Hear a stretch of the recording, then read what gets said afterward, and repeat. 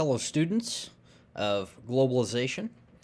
I ended my last lecture with the kind of the rise of the early church. And I want to turn our eyes to Western Europe as we looked at the kind of completely interconnected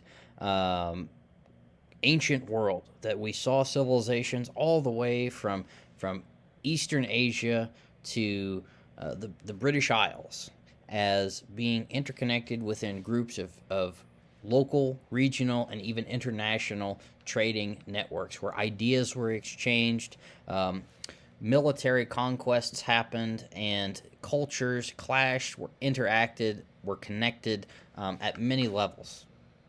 And we saw an exchange of political theory, political ideas that Rome, Greece, Persia brought to the ancient world and the classical world. So now I want to turn to this great idea, this great part of religion, and I'm going to look at the West. I'm not going to look at Buddhism or something like that, which we could because the Buddhist religion was transferred through all of Eastern Asia in a similar way that as Christianity was in Western Europe and in throughout the Mediterranean basin. And we will also, for just briefly, look at Islam and sort of this exchange of religious ideas within the Middle Ages. And when I say the Middle Ages, why is it called the Middle Ages? Well, it's because of people who were looking backwards. The people during the Europeans, specifically Northern Italians, at the time of the Renaissance in the 14th and or the 15th and 16th centuries, saw themselves as living in a period of great light, that all the learning of the classical world was coming back, that this was a period that they looked to, the classical time, the time of Greece and Rome, as being one vibrant, full of light and art and culture and sophistication. And then they saw this time period from about 500 until about 1400 as being one of darkness, that all good things had died out, and that they were only being reborn and relearned beginning in around the year 1400 in northern Italy. And we'll come to see why that was. But Christianity, throughout this time period from 500, and really even beyond this, but really the heyday of Christianity was from about 500 until about 1500. And during this time, the papacy, which was the Pope in Rome. Here we'll return to this slide. And the Pope in Rome was head of a highly sophisticated network of territorial, political, and religious heads that were called bishops. And you have archbishops, which are greater bishops that were over a bishop. So you had then a bishop who is a head of a territory. You know, think of somebody who is over the state of Missouri or Texas or Massachusetts, that a governor of sorts, and that local leaders, kings, would make use of bishops because churchmen were the only ones who could write and read at this time period. It's very important if you want to be able to govern a kingdom, that you have people who can read and write, who can exchange letters through networks of other people who can read and write. And this makes for a successful central administration if you want to have any kind of real power and ability to control anything other than the very localized area. So the church was the means through which the ancient world was organized, and also that it was controlled through, and many series of ideas were exchanged through the church. And linguistic groups were taken over. Latin becomes the language of the church, and local cultures stop speaking Latin, that they begin to speak their own languages. This is where we get the development of Spanish, French, Italian. These are all polluted forms of Latin that developed kind of independently as the Roman Empire retracted. And the church itself becomes extremely powerful. And here you can see something they call the papal monarchy, that the Pope in Rome was able to basically act as an emperor, that he was both a political head as well as a religious head. And this is the fancy crown that he wore called the triregnum, that had three crowns on it. That he was king over the papal states, he was king over the church, and he was king or emperor, closed crown, over all the monarchs of the world. And the Pope really claimed a supremacy to be able to arbitrate between all nobles and in any kind of a civil war or faction. Anyone who was a Christian, the Pope claimed authority to arbitrate over. This suggests, of course, that there is a highly connected world that needed arbitration, even in the dark ages of Europe. But really, this isn't the time of the papal monarchy is just slightly after the Dark Ages, but certainly within the Middle Ages, within the High Middle Ages, the papacy is doing a lot of arbitrating, is interfering in affairs as far as England. When King John is forced to sign the Magna Carta, he turns over his kingdom as a papal fief. He hands his kingdom over. John, King of England, becomes a vassal, an underlord to his overlord, the Pope, Pope Innocent III. And again, this all just suggests to me that this is a highly interconnected world that was dependent upon each other. We see trade, we see exchange of ideas, we see attempts at managing this from a central area. So there happens in the 600s that a young man in Arabia named Muhammad has a series of visions, and that a god comes to him and tells him that he has received the final revelation from Allah, from the God of Abraham, the God of the Jews as well as the Christians, and that Muhammad he must take this vision and he must write down the final revelation. He must teach the final revelation within the Quran, and that it was his duty to spread this faith, and this becomes Islam, the religion of Muslims. And this religion is spread with incredible rapidity, much even faster than Christianity, because of the conquest mentality of the Arabs, and they were able to sort of spring out of Mecca and Medina and out of the sort of the scratching they're living off the rocks in the Arabian Peninsula, to conquering all of the great civilizations of the Mediterranean world. And I do say the great civilizations because Europe at this time really was not much of a great civilization. The Muslims were able to take over all of the eastern seaboard of the Mediterranean, all the great cities in Syria, such as Damascus, and they conquered Jerusalem, all of Egypt, as far as Mesopotamia, and even into Samarkand and Bukhara in Transoxiana, and all of Persia. And it was just incredible how they were able to bring this culture. Why do you have Muslims all throughout northern Africa today? Why is Islam the dominant religion in a region that was formerly overwhelmingly Christian?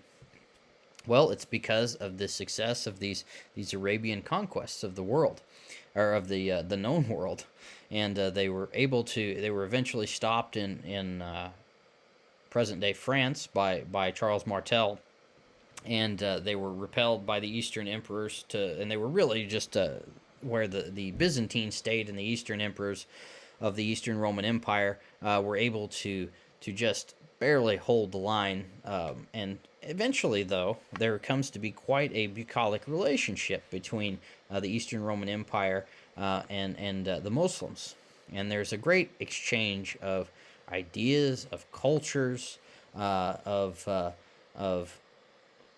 trade, that we see an interconnectivity of the world through the Islamic religion, and we see a flowering of highly sophisticated thinking within the Islamic legal schools when the Umayyads first start this in these religious schools of thought, or universities effectively in Damascus, and then later the Abbasids really in Baghdad perfect this, and this is where you get the legendary learning that comes out of the Islamic world. This all is preserved in Al-Andalus, Spain, where you have sort of this for a short time, just a thriving of three cultures that come together: the Christian, the Jewish, and the Muslim. And some of the largest cities in Spain and in Cordoba, um, they are able to work together. They are able to learn together, and they are able to exchange ideas in an intellectual medium, to where the famous philosopher Ibn Rashid, often known as Averroes, is able to explain Aristotle, of course, a Greek philosopher, and all Christians from that point use Averroes, and they were kind of ashamed that they had to have a Muslim explain Aristotle to them. So they just simply referred to him as the philosopher. But nevertheless, we are seeing here a thriving of intellectual talents, and we are seeing an exchange of many intellectual ideas over the course of many centuries that happened from these Arabian conquests. One of the most famous kings was Charlemagne, or Charlemagne, Charles the Great, and he was really one of the probably, no question, he was the greatest emperor in Europe during the Dark Ages, and Charlemagne creates a very large empire. He is able to bring together numerous barbarian groups that had fractured off from the Roman Empire, and he's able to put this all back together. He's able to generate enormous wealth, and from his capital at Aachen, he's able to build a highly cosmopolitan city where he brings in scholars all the way from northern England and Northumbria.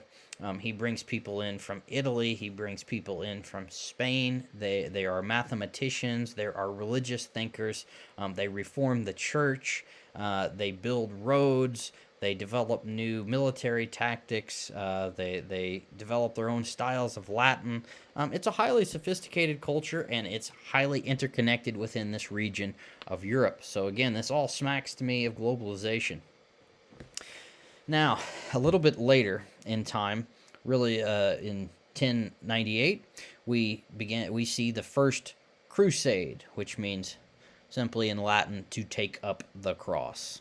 So Urban II, sitting pope at the time, preaches that he would give an indulgence, that any sin that you had committed would be forgiven in its entirety, and if as soon as you die, no matter what you've done in life, because of this indulgence, the Pope has forgiven you on earth.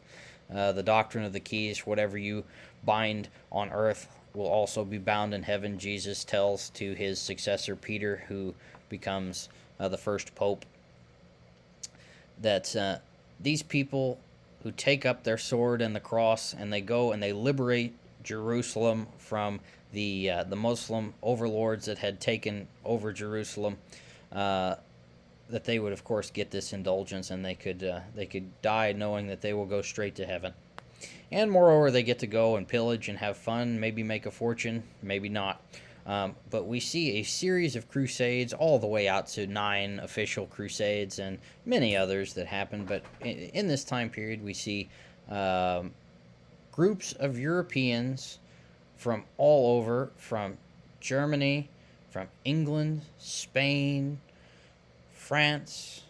We see them moving east. We see them moving into Italy to get on boats and travel all across the Mediterranean, that they would move through Eastern Europe. They would come into Constantinople, and they would move into into Turkey, the present-day Middle East. They would go into Israel, and yes, they did conquer. Yes, they did do many atrocities.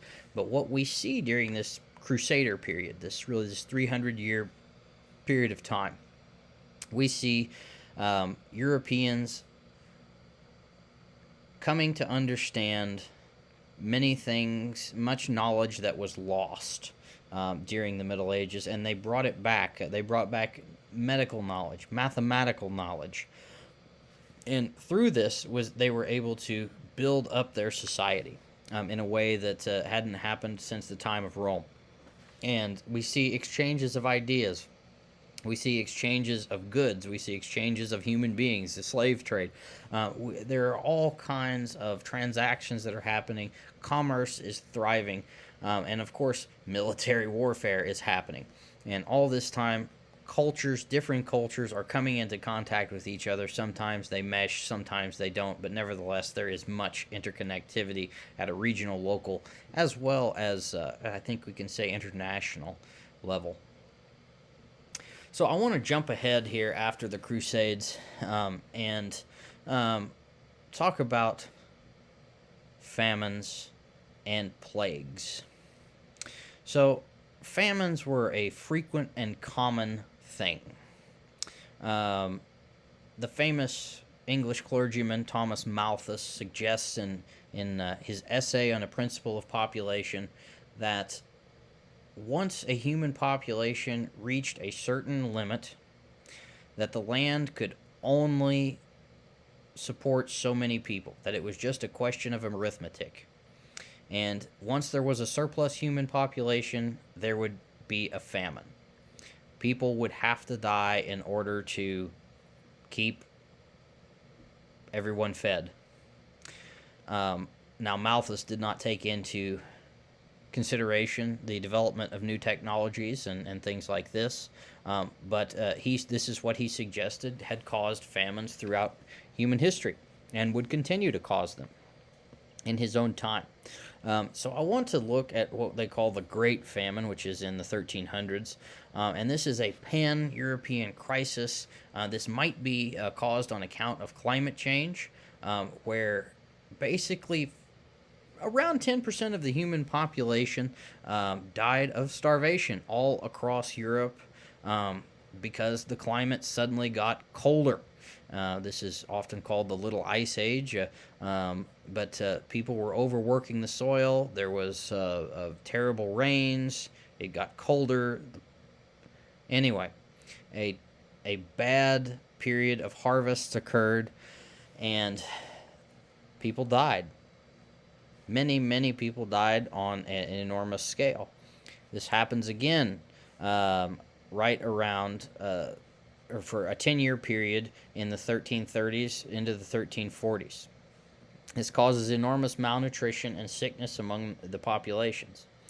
So I want to just take a minute here and look at wages. So this is a compilation here of real wages, meaning what you actually took home here. And we actually see, even though there are periods of famine, nevertheless, real wages continue to rise until about here.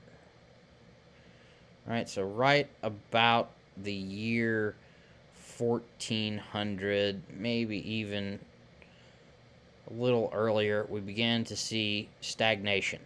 So we see very high incline until about 1350, then we see stagnation, then we see collapse.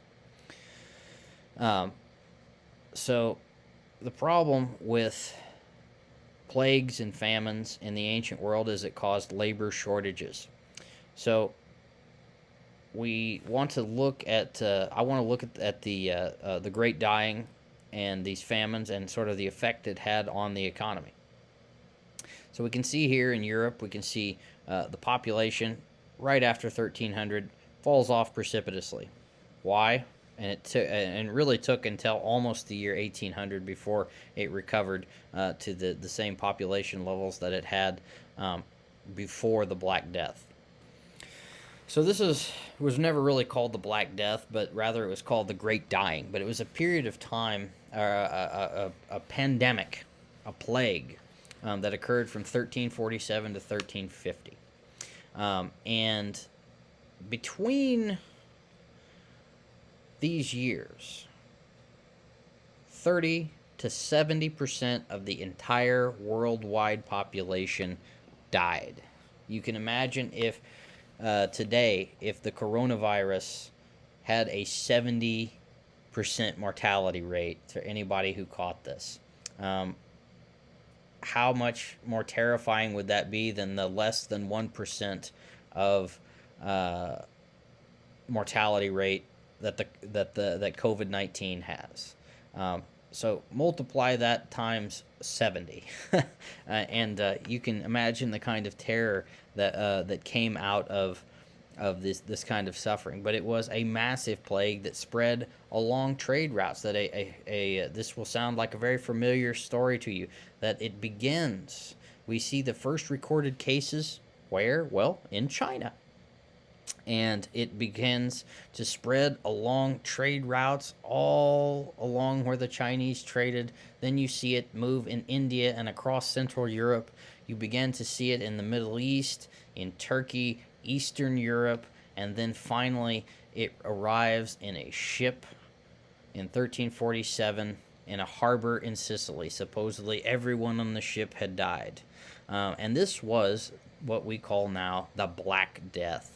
And this was a plague that was caused by Yersinia pestis, which is a bacterium that sits in the digestive tracts of fleas. And then fleas, of course, live on rats who board ships and live in urban areas where people are throwing out food and refuse and don't live in hygienic environments.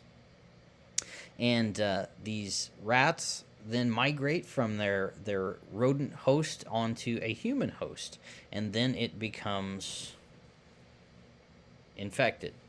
And then the human host spreads to other humans, and then it spreads all over throughout the world. We are quite familiar with this sort of thing. And there's many theories on kind of what the plague was exactly, but we call it the bubonic plague, right? The Yersinia pestis. And I think most historians and scholars would suggest that this is what happened, but there are some theories that it was a pneumonic plague, right? Airborne, much like COVID.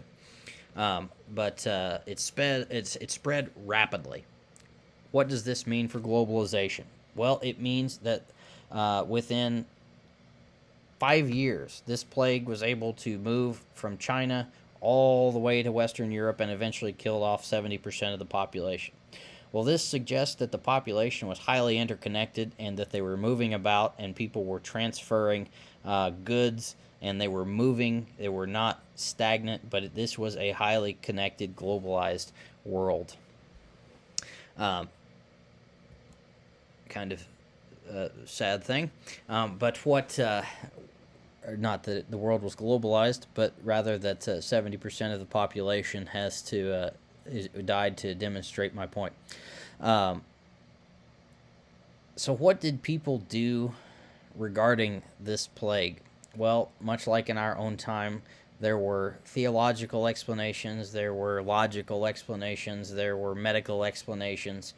But we see many who believed that this plague was because of sin, that it was a punishment from God, and movements all over the world developed to display penance, that they would placate the divine through the chastising of their own bodies. And so they made quite a show of this as they marched through towns, and they called themselves the flagellants.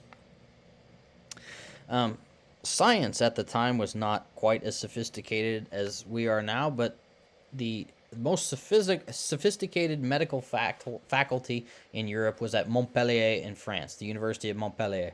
And so what was their advice? So if you look at the pronouncements from the CDC of the time, Montpellier faculty, they say, well, here's what we suggest. First of all, get the hell out of plague-infected areas. Flee. Leave as fast as you can. You should quarantine victims from plague. You should bleed them, right? This is how they believed you could get rid of bad blood. Um, they suggested some of them suggested you should never eat fish. Some suggested you should eat as much fish as possible. Some suggested you should never eat slimy fish. Some suggested that this plague was caused by an astrological event and that it had corrupted the air on Earth. That a comet or something had hit the Earth and it had corrupted all the air.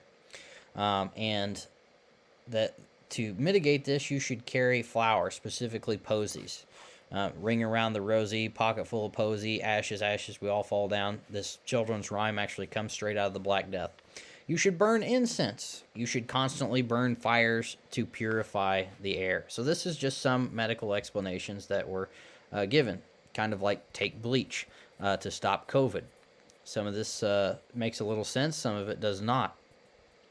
They actually blamed other people for this. The dominant culture, which was Christianity, blamed other cultures, like the Jews. So they believed that the Jews were responsible and they were poisoning the well, kind of like sort of these right-wing groups that blamed the Chinese that they were going to, they invented and delivered COVID.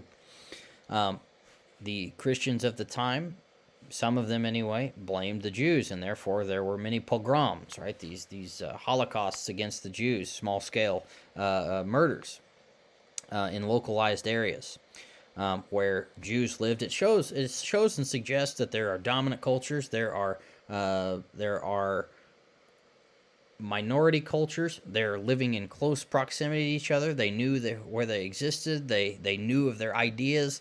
Again, suggesting local interconnectivity, regional connectivity. So the plague was a absolute landmark period in history, and it affected the human mind. It affected the global economy. It affected the regional economy. It affected everything. It affected a highly globalized world and transformed it. Now, if you were a landowner or an employer, it's horrible for you. If you were lucky enough as a laborer to survive the plague, actually you did very, very well for yourself because there are so few laborers after the plague. You are able to make almost 7 times your wages. Quite incredible. Within 5 years of the plague, your wages are going to jump 5 to 7 times. And the price of food goes down drastically because there's nobody there to eat it. The laws of supply and demand. So this, again, I want to show you that this is a highly connected economic world because the market is responding to periods of supply and demand and radical transformations of them. So what did people do about this? How did this economy respond to this? Well, there were efforts. If you read the Henry Knighton Chronicle, which I have set for this course, you will see that the King of England and Parliament attempted to freeze wages, that they wanted to fix crop prices so that the rich and powerful got a certain, they could only had to pay so much, and you had to pay a minimum amount for crops that were grown by them. So in response to this, we see numerous uprisings all over in Europe. Not only just in England, but there were other attempts at this throughout France, and we see groups of peasants rising up in massive numbers against these attempts to freeze wages and fix prices on crops. Again, suggesting a highly aware, highly connected economy. What else do we see? We see a growth in the exchange of ideas. We see people from all over Europe traveling to universities that began to explode around the 1100s, 1200s. The university, of course, is, well, what you might think it was, a area or a place where scholars come together to study and students come to learn. And probably the most famous was the University of Paris. And people from as far as as the current day Czech Republic um, came to study at Paris, Spain, England, Ireland, Italy, Greece. People would come from all over to study at Paris, to exchange ideas, to exchange cultures, to learn new languages. This all again suggests interconnectivity and a degree of globalization.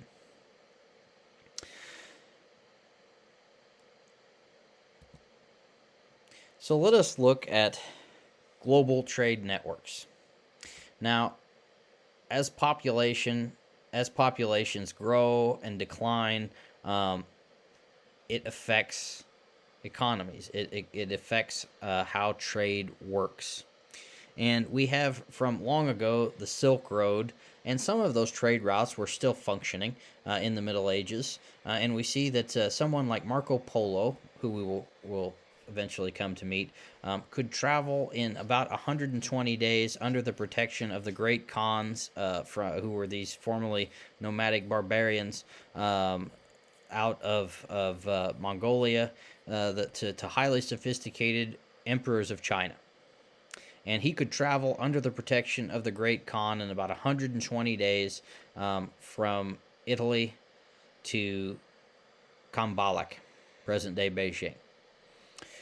That's incredible and unmolested, and he could travel in a sense of safety.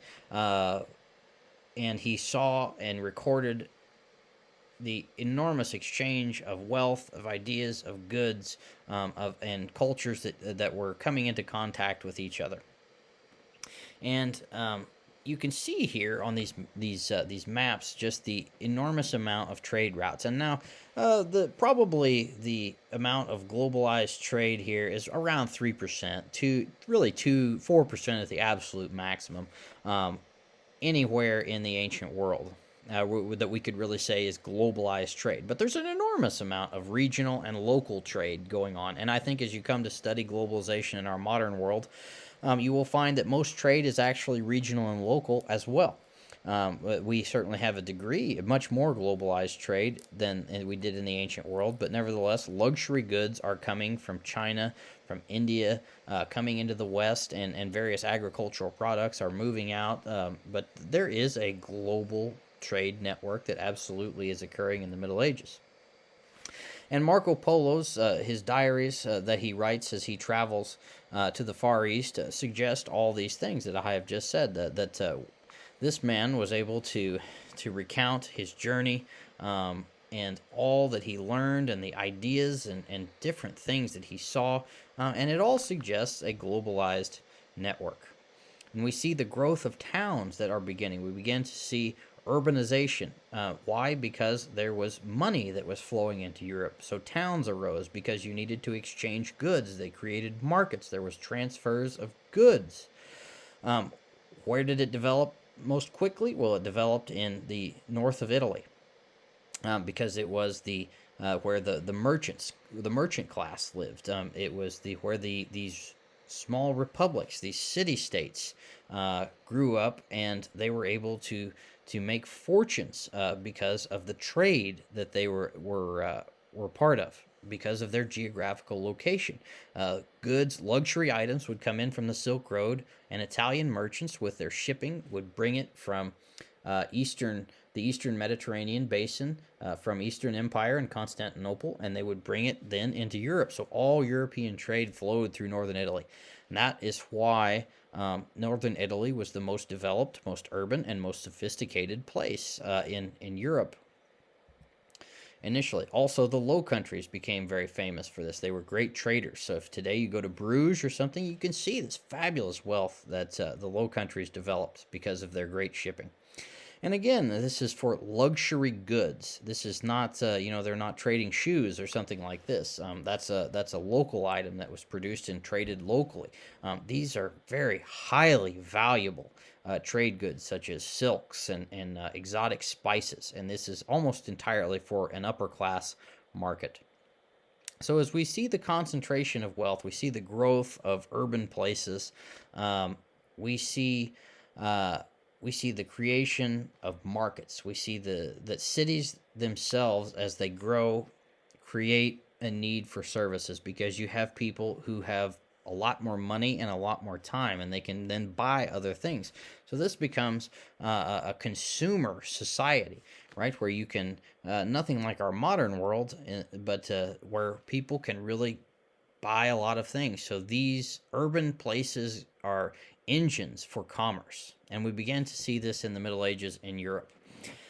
And finally, to close out this renaissance, this rebirth of Europe begins out of this transformation into kind of an urban culture. When people get enough time and enough money to come together, they can have they can spend money and time creating and buying things like magnificent art. They can think about how the world works, and they can have time to consider the past and why they are the way that they are. They can consider philosophy, and they can think about what makes the world beautiful. And this all it was transformed kind of at the end of the Middle Ages, beginning in 1450, 1500. There's an explosion of ideas that comes out of this growth of urban places and commerce, and a coming together of this globalization in the ancient world, that it really begins to build up steam and become much more part of the globalized world, does Europe, than it had in the earlier Middle Ages. So the whole point of this lecture and these last two lectures of the ancient globalism is to show you how connected, how sophisticated in many cases, that the ancient world and the medieval world were, because there seems to be kind of this myth within global studies that globalism really begins, after World War II. And I think that this is just simply a fallacy, that the world has long been interconnected, not in the same ways that we are now, but nevertheless, I think that the Black Death and the notion that you can get Chinese silk in Ireland in 1300 suggests that indeed that the world was a highly interconnected place, and that it was not a localized area that did not understand or have an appreciation for culture. Other cultures have connections with other cultures, and exchange ideas in more than a local or regional level. So thank you for watching, and until next time, stay healthy, wealthy, and wise.